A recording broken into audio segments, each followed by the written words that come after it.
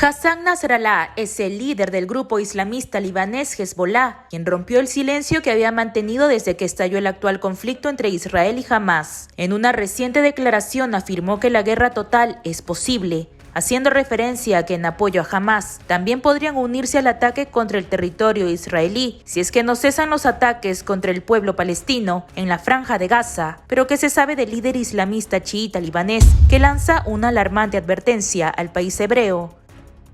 Pero antes de continuar, recuerda suscribirte a nuestro canal de YouTube y activar la campanita de notificaciones para que YouTube te avise cada vez que subimos un video nuevo.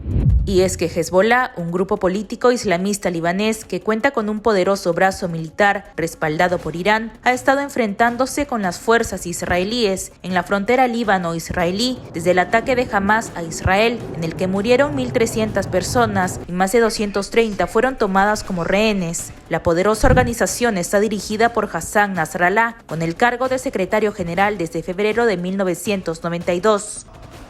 Popular tanto en Líbano como en otros países árabes, este clérigo chiita es conocido por haber desempeñado un papel fundamental en el giro histórico que dio grupo para entrar en la política y ganar poder en la estructura del gobierno libanés. Hezbollah es actualmente considerado como uno de los partidos políticos más importantes de Líbano, ya que cuenta con sus propias fuerzas armadas, que son aliadas del ejército de la nación árabe. Hassan Nasrallah tiene una relación especial tanto con la República Islámica de Irán como con su líder, el ayatolá Ali Jamenei. Y a pesar de que la agrupación radical islamista chiita fue incluida en la lista de organizaciones terroristas de Estados Unidos, ni los líderes iraníes ni Nasrallah han ocultado su estrecho vínculo.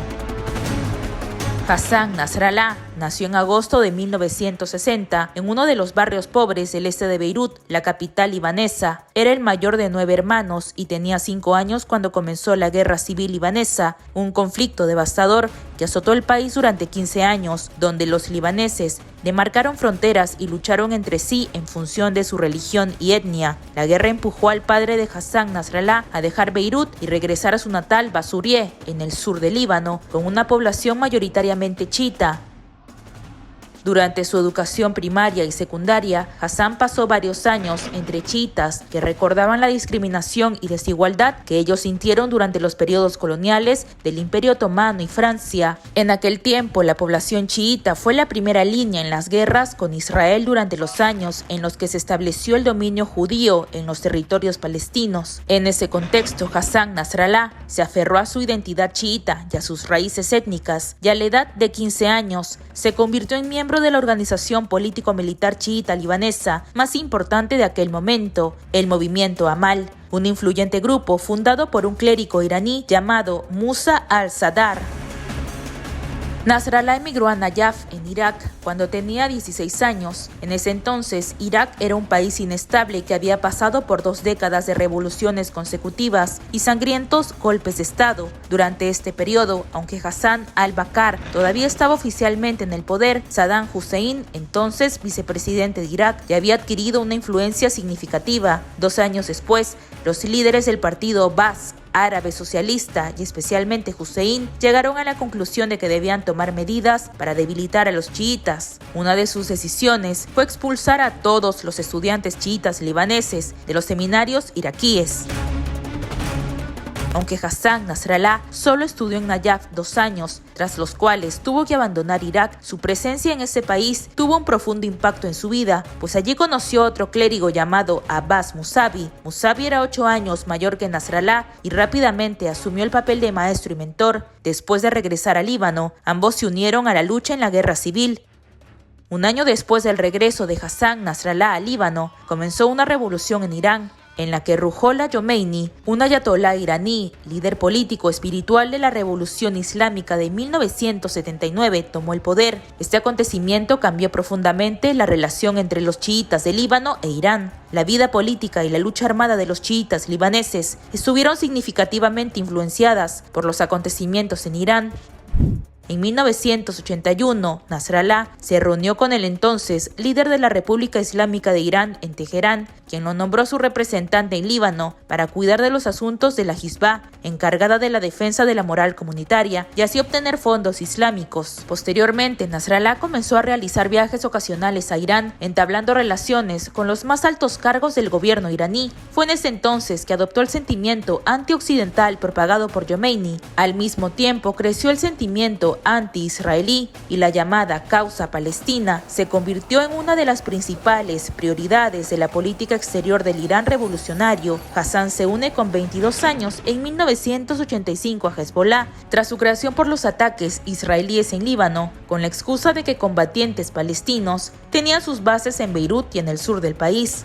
La agrupación fue conformada también por Abbas Musavi, junto con algunos otros miembros del movimiento Amal, y estaban bajo el liderazgo de Zubi al-Tufaili.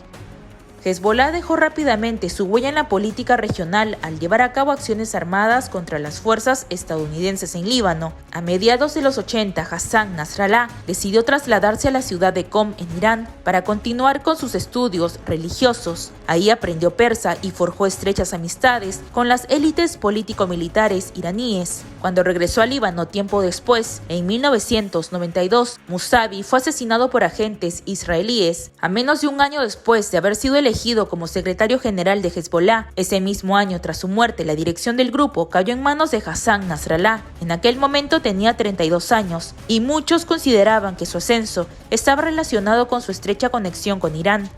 Una iniciativa importante de Hassan Nasrallah en ese momento fue el nombramiento de algunos afiliados y miembros de Hezbollah en las elecciones libanesas. A un año del fin de la guerra civil libanesa, Nasrallah decidió trabajar para que la rama política de Hezbollah se convirtiera en un actor serio en el país, junto con su rama militar. Como resultado de esta estrategia, el grupo logró ganar 8 escaños en el parlamento libanés. El apoyo financiero de Irán a Hezbollah también permitió a Nasrallah brindar bienestar y servicios sociales a muchos chiitas libaneses, mediante la formación de una compleja red de escuelas, hospitales y asociaciones benéficas.